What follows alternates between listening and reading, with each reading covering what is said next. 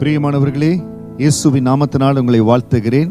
எபிரேயர் 3வது அதிகாரம் 13வது வசனம், உங்களில் ஒருவனாகிலும் பாவத்தின் வஞ்சினாலே கடினப்பட்டு போகாதபடிக்கு இன்று எண்ணப்படும் அளவும் நாடேறும் ஒருவருக்கு ஒருவர் புத்தி சொல்லுங்கள். இந்த பகுதியில் ஆண்டுடைய வாக்குத்தத்த வசனமான கானான் தேசத்துக்குள்ள நுழையாதபடி அந்த மனிதர்கள் கடினப்பட்டு, அவர்கள் இருதயம் கடினப்பட்டு போனனால, அதே போல நீங்கள் கடினப்பட்டு போகாதீங்கள் என்று இந்த இடத்துல வசனம் நமக்கு சொல்லுகிறது. பாவத்தின் வஞ்சனையினாலே இன்னைக்கு நல்லா நம்மளோடு பழகி கொண்டு இருக்கிறாங்க. பாவத்தை நம்முடைய இருதயத்தில் விதைத்து விடுகிறார்கள். ஒருவேளை ஆண்டவருக்குள்ள இருக்கிறேன் என்று சொல்லி கொண்டு இருக்கிற நபரா இருக்கலாம், இல்லை ஒருவேளை ஆண்டவரை அறியாமல் இருக்கிற நபர்கள் நம்மளோடு சிநேகிதராய் சொந்தங்களாய் இருப்பவங்களாய் இருக்கலாம்.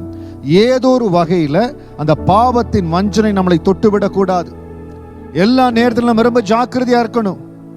அதைத்தான் ஒரு முறை நம்ம சொல்லுகிறோம், பெற்றுக்கொண்ட அபிஷேகத்தை காத்து கொள்ள நமக்கு தெரியணும். அபிஷேகத்தை பெற்ற ஆவிக்குரிய ஜனம் என்ன செய்யணும்னா, எப்பொழுதும் நம்மளோடு ஒத்த எந்த பாவத்தின் வல்லமையும் நம்மை தொட முடியாதபடி நம்ம ஆவியோடு ஒத்த, நம்ம அபிஷேகத்தோடு ஒத்த அந்த ஃபெல்லோஷிப்ல இருக்கணும். விசுவாசத்தை பலப்படுத்துகிற ஃபெல்லோஷிப்ல இருக்கணும். அதான் வசனம் சொல்லுகிறது, நாடேறும் ஒருவருக்கு ஒருவர் புத்தி சொல்லுங்கள். ஆண்டவரை விசுவாசிக்கிற ஜனங்க கூடுகை கடந்து வருகிறது. சபையில வருகிறோம், வீட்டு கூடுகைகளை கூடுகிறோம், எந்த இடத்துல கூடினாலும் ஒருவரை ஒருவர் பலப்படுத்துங்க. இருதயம் கடினப்பட்டு போகும்படியாய்.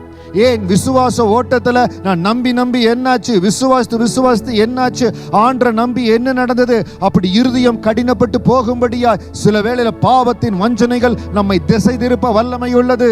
அதனால தயவு செய்து யாரோடு பழகுறீங்க, எந்த இடத்துல எவ்வளவு நேரம் செலவு செய்யறீங்க, யாரோடு உங்கள் இருதயத்தை திறந்து பேசுறீங்க, ரொம்ப கேர்ஃபுல்லா இருக்கணும். ஆவிக்குரிய வாழ்க்கை என்பது ஏனோ தானோ என்று வாழ்கிற வாழ்க்கை அல்ல. ரொம்ப ஜாக்கிரதா, கான்சியஸா, பயபக்தியோடு தேவன் கொடுக்கிற அந்த கிருபையில, அந்த தேவன் கொடுக்கிற அந்த தயவுல நடந்து ஓடி முடிக்க வேண்டிய வாழ்க்கை. தயவு செய்து பாவத்தின் வஞ்சனை உங்கள் ஆவிக்குரிய வாழ்க்கையை தொடாதபடி காத்து கொள்ளுங்க. தேவையில்லாத சம்பாஷணைகள், தேவையில்லாத உறவுகள், உங்களுக்கே தெரிகிறது எந்த இடத்துல, சில இடத்துல பாவத்தின் வஞ்சனைகள் வருதோ உங்க இருதயத்தில் ஆவியான சொல்லுவார், அந்த இடத்துக்கு போகாதே, அந்த ஸ்நேகம் வேண்டாம், இந்த காரியம் வேண்டாம். எந்த இடத்துல ஆவியான உங்களுக்கு பேசுகிறாரோ உங்களுக்கே தெரியும், ஏன்னு எனக்கு தெரியல, இந்த உறவுல எனக்கு அவ்வளவு சந்தோஷம் இல்லை, இந்த ஃப்ரெண்ட்ஷிப்ல, இந்த ஃபெல்லோஷிப்ல சந்தோஷம் இல்லை, விலகிருங்க. எந்த இடத்துல ஆவியானவர் உங்களுக்கு உணர்த்துகிறாரோ விலகிருங்க. இல்லாவிட்டால் பாவத்தின் வஞ்சனை உங்கள் ஆவிக்குரிய வாழ்க்கையை தொடும், உங்க ஓட்டத்தினுடைய வேகத்தை குறைக்கும். தயவு செய்து எதற்காகவும் உங்க ஆவிக்குரிய வாழ்க்கையினுடைய ஓட்டத்தை, வேகத்தை குறைத்து கொள்ளாதீங்க. கர்த்தர் உங்க மேல வைத்திருக்கிற தரிசனத்தை, உங்க மேல கொடுக்கிற அபிஷேகத்தை விரயமாக்கி கொள்ளாதீங்க.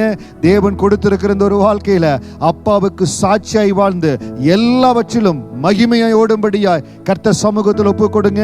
உங்க ஸ்பிரிச்சுவல் ஃபெல்லோஷிப்பை ரொம்ப கேர்ஃபுல்லா காத்துக்கொள்ளுங்க. கர்த்தர் உங்களை எந்த நோக்கத்துக்காக அழைத்தாரோ அந்த அழைப்புல உறுதிப்படுத்துவார், பலப்படுத்துவார். God bless you.